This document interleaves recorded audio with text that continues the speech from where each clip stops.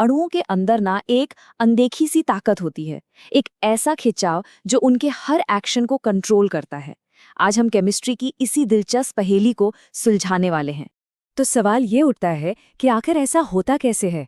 मतलब एक मॉलिक्यूल के एक कोने में बैठा एटम चेन में काफी दूर मौजूद दूसरे एटम पर अपना असर कैसे डाल सकता है?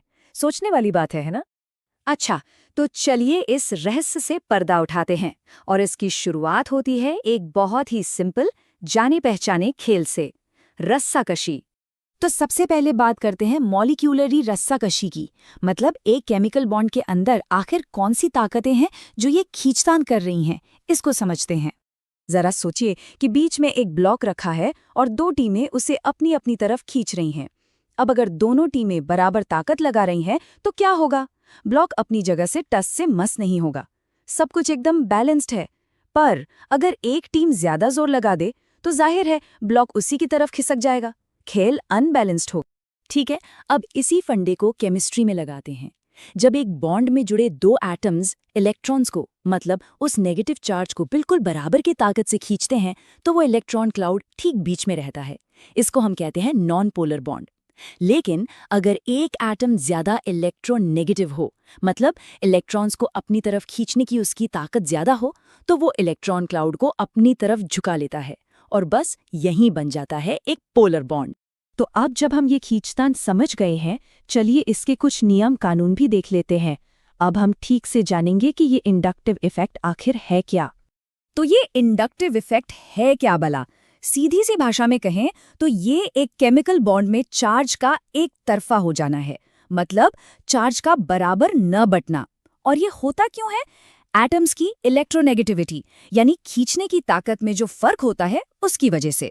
और हाँ, ये कोई टेम्पररी चीज नहीं है, ये मॉलिक्यूल का एक परमानेंट फीचर है। इस इफेक्ट के कुछ खास रूल्स हैं जो हमेशा याद रखने चाहिए। पहली बात, जैसा मैंने कहा, ये परमानेंट है। जब तक बॉन्ड है तब तक ये इफेक्ट भी है। दूसरी और बहुत जरूरी बात, ये असर सिर्फ सिग्मा बॉन्ड्स यानी सिंगल बॉन्ड्स के जरिए ही आगे बढ़ता है। ये डबल या ट्रिपल बॉन्ड में मौजूद पाई बॉन्ड्स के रास्ते नहीं जाता। चलिए अब बात करते हैं इसके केमिकल रिपल इफेक्ट की। मतलब ये असर एक लहर की तरह चेन में आगे कैसे फैलता है और क्या इसकी ताकत उतनी ही रहती है या कम हो जाती है? इसको समझने का एक और बड़ा मजेदार तरीका है। मान लीजिए कि कोई बहुत ही इन्फ्लुएंशियल दोस्त है, उसका असर किस पर सबसे ज्यादा होगा? जाहिर है उसके बेस्ट फ्रेंड्स पर।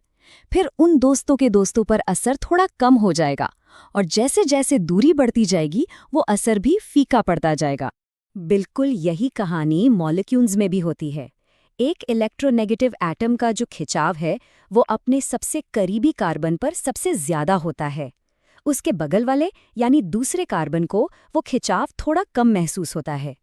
तीसरे तक पहुंचते पहुंचते ये और कम हो जाता है और आमतौर पर चौथे कार्बन के बाद तो इसका असर लगभग ना के बराबर रह जाता है। मतलब ये पूरा खेल दूरी का है। तो अब बात करते हैं पुशर्स वर्सेस पुलर्स की, मतलब इस इफेक्ट की जो दो मेन टीमें हैं उनको समझते हैं। तो इस रस्साकशी के खेल में दो टीमें हैं। पहली टीम है इलेक्ट्रॉन खींचने वालों की, जिन्हें हम कहते हैं -I इफेक्ट वाले ग्रुप्स।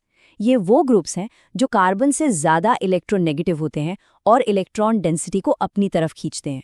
और दूसरी टीम है इलेक्ट्रॉन को धक्का देने वालों की, जिसे हम कहते हैं +I इफेक्ट। ये ग्रुप्स कार्बन से कम इलेक्ट्रोनेगेटिव होते हैं और इलेक्ट्रॉन्स को आगे की तरफ, मतलब चेन में पुश करते हैं। और अब आते हैं सबसे जरूरी सवाल पर। ये सब तो ठीक है, पर केमिस्ट्री की दुनिया में ये अनदेखी ताकत आखिर इतनी जरूरी क्यों है? देखिए, ये ABCD की तरह है। अगर आपको ABCD नहीं आती है तो आप बाद में वाक्य नहीं बना सकते। तो असल में मुद्दे की बात यही है। इस अनदेखी रस्साकशी को समझना सिर्फ कोई थ्योरी रटना नहीं है, ये तो मॉलिक्यूल्स की भाषा सीखने जैसा है। ये समझने का पहला कदम है कि वो अलग अलग हालात में कैसे रिएक्ट करेंगे। ये उनके रिएक्शंस को प्रिडिक्ट करने की चाबी है।